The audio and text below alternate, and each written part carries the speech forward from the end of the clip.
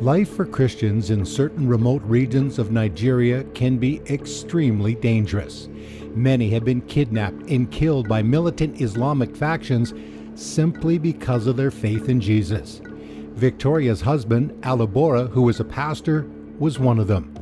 I sat down with his widow, Victoria, to talk about her story. Victoria, let's go back to September 5th, 2020. Fulani militants attacked your village. What happened?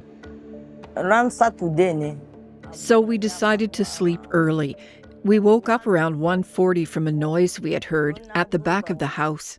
My husband went out and I heard a pop, at the back of the house. I became scared.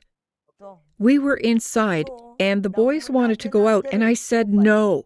They wanted to go out and confront the people outside. I said, rather than go outside, let us pray. So 4 of us held hands, and I was praying. The only thing we could do was to pray to God. So when we're praying, I started hearing crying and shouting, and it was becoming louder. I went out. I saw 2 dead bodies close to the house. I went in. I checked the first one, and then the second one. I didn't see my husband among them, but I saw another group of people crying far from where I was. I decided to go over and check for him, and some of my church members now came and met me and told me to go back home.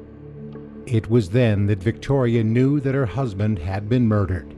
I didn't find it easy at all. I cried.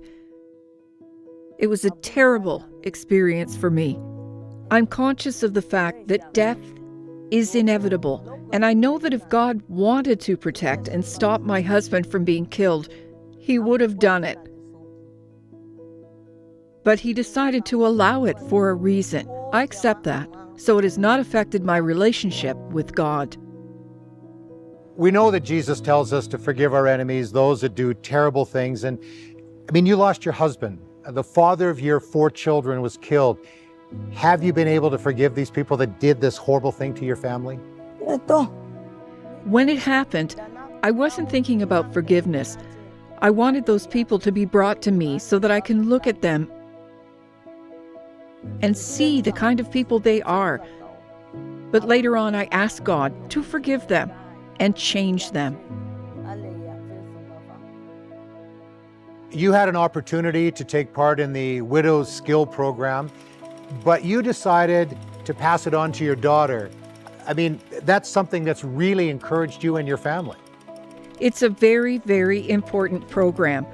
I decided to send my daughter, who later on was admitted into a school, and that sewing machine has been great, not just for my daughter, but for the entire family.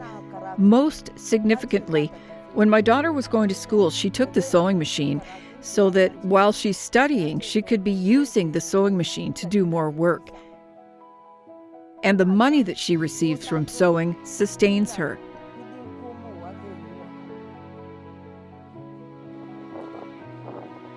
While Victoria and many other widows who have lost family members due to violence are now on the road to recovery, but they still need our support and really appreciate our prayers.